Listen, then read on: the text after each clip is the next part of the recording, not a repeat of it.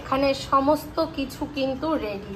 আজকে তোমাদের সঙ্গে যে রেসিপিটি শেয়ার করব, হয়তো এর আগেও তোমাদেরকে আমি এই চাউমিনের রেসিপিটি শেয়ার করেছিলাম, কিন্তু আজকে একটু অন্যরকম ভাবে করছি, যেটা রেস্টুরেন্ট স্টাইলে।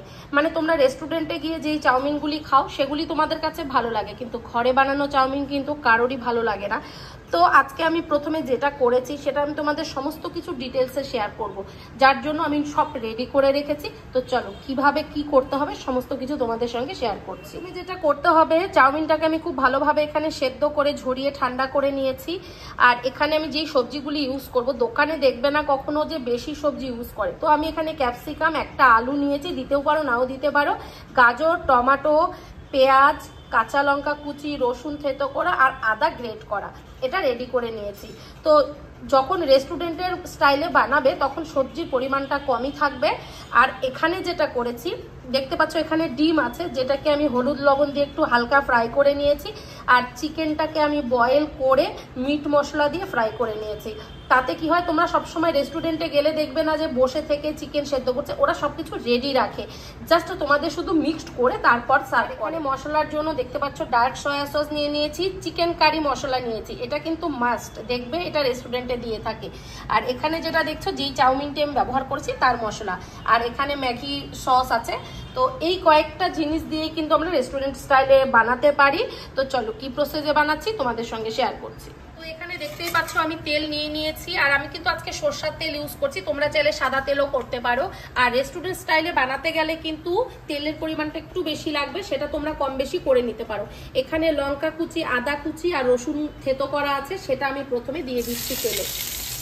রসুনটা ভালো মতো লাল করে ভেজে আমি এখন পেঁয়াজগুলি এতে অ্যাড করে দিব। আর সঙ্গে সঙ্গে কিন্তু আমি সমস্ত সবজিও দিয়ে দিব। তো পেঁয়াজটাকে আমি হালকা একটু মানে গোল্ডেন কালার করে নিয়ে তারপরে এই সবজিগুলিকে অ্যাড করব।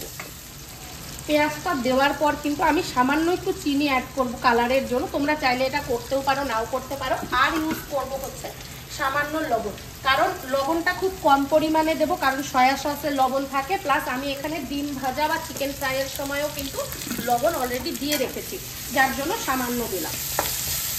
তো দেখতেই পাচ্ছ এখানে কিন্তু পেঁয়াজটা খুব ভালো মতো ফ্রাই হয়ে গেছে। আমি এখন সমস্ত সবজি দিয়ে দেবো এতে। তো আমরা কিন্তু এতে হলুদ ইউজ করব না, জাস্ট সামান্য একটু লবণ ইউজ করব। তো সেটা একটু আগে দিয়েছি, তো এখন আমি আর দিচ্ছি না, পরে টেস্ট করে আমি এতে লবণ দেবো। তো এটাকে তোমরা চাইলে কয়েক সেকেন্ডের জন্য ঢেকে দিতে পারো, আর না হলে এভাবেই হালকাভাবে ফ্রাই করে নিতে পারো। তো দেখতেই পাচ্ছ এখানে কিন্তু সবজিগুলি ভালোভাবে ভাজা হয়ে গেছে, আর সবজিগুলিকে একদম পুরোপুরি কখনোই সেদ্ধ করবে না। তো এখন আমি এতে মশলাগুলি এখন আমি এই ইজির যতগুলি মশলা ছিল, মানে চাউমিনের প্যাকেটের যে মশলাগুলি ছিল সেগুলি আমি সব অ্যাড করে দিচ্ছি। আর যেটা তোমাদের দিতে হবে সেটা হচ্ছে চিকেন মশলা, মানে চিকেন কারি মশলা, সেটা একটু বেশি পরিমাণে, তাহলে খেতে কিন্তু ভীষণ ভালো লাগে। এটাকে খুব ভালোভাবে তোমাদের মিশিয়ে নিতে হবে। গ্যাসের আঁচটা একটু বাড়িয়ে দিয়ে এটাকে ভালোভাবে মিক্সড করে আমি এবার এতে কিন্তু চিকেন আর যে ডিম ভেজে রেখেছিলাম সেগুলিকেও সম্পূর্ণ দিয়ে দিচ্ছি। তো এবার এগুলিকে খুব ভালোভাবে মিশিয়ে নিব। দেখতে পাচ্ছ এখানে সমস্ত চিকেন, ডিম, সবজি মিক্সড হয়ে গেছে। এখন আমি সয়া সসটা ইউজ করব। তো এটা তোমাদের মাপ মতো তোমরা করতে পারো। তো আমি এখানে এতটা পরিমাণে ইউজ করলাম, মানে পুরো এক ঢাকনাও না।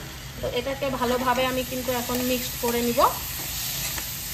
দেখেই কিন্তু কালারটা ভীষণ লোভনীয়, দেখতে মনে হচ্ছে রেস্টুরেন্টের মতো হয়ে গেছে। এখন এতে ধীরে ধীরে আমি চাউমিনটা ইউজ করব, অ্যাড করে দিব। চাউমিন যতই তোমরা নামাও না কেন শক্ত সেদ্ধ করে, আস্তে আস্তে না আঠা আঠা হয়েই যায়। তো এটাকে মিক্সড করাটাই হচ্ছে গিয়ে বড় ব্যাপার। তো এটাকে আমি এখন ধীরে ধীরে মিক্সড করে দিচ্ছি।